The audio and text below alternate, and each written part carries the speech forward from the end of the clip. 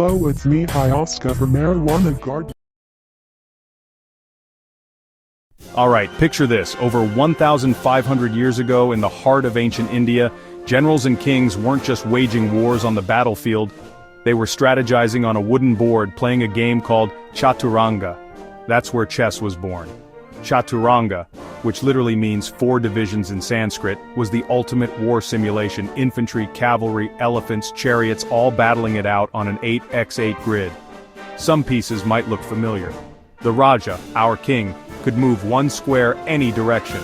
The minister, a weaker ancestor of the queen, crawled just 1 square diagonally. The elephants leaped 2 squares diagonally, but only landed on 8 possible spaces the entire game. Knights moved in that iconic L shape, and the chariot, well, that's our rook, zooming across rows and columns. And the humble foot soldier, or pawn, crept forward, 1 square at a time. But here's the twist. There was no checkmate, and capturing the king was the goal. This wasn't just a game, it was war, neatly packed into 64 squares. Now, as trade routes wove through Asia, Chaturanga hit Persia and morphed into Shatranj. The name? It's where we get checkmate, from shamat, meaning the king is helpless.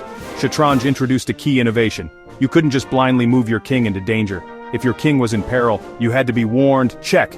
But here's the thing, the queen in Shatranj, called the Furzan, was still painfully weak, just a slow step at a time. Bishops, or alfils, jumped over squares but couldn't cross the whole board. Games dragged on inch by inch, more marathon than sprint. Fast forward to medieval Spain, chess traveled across continents, settling in Europe, but for centuries it was still slow and methodical. Then, Valencia, late 1400s. Boom! Everything changes. In 1475, a poem called Scax d'Amor, that's Chess of Love, paints a brand new game. Suddenly the queen explodes into power, rampaging across the board. She's called the Mad Queen, unstoppable, unpredictable, combining the strength of rook and bishop. The bishop too breaks free, able to slide across the diagonal as far as it wants. Pawns get a new trick, a 2-square leap on their first move. This was revolutionary. Chess became faster, more aggressive, and infinitely more exciting.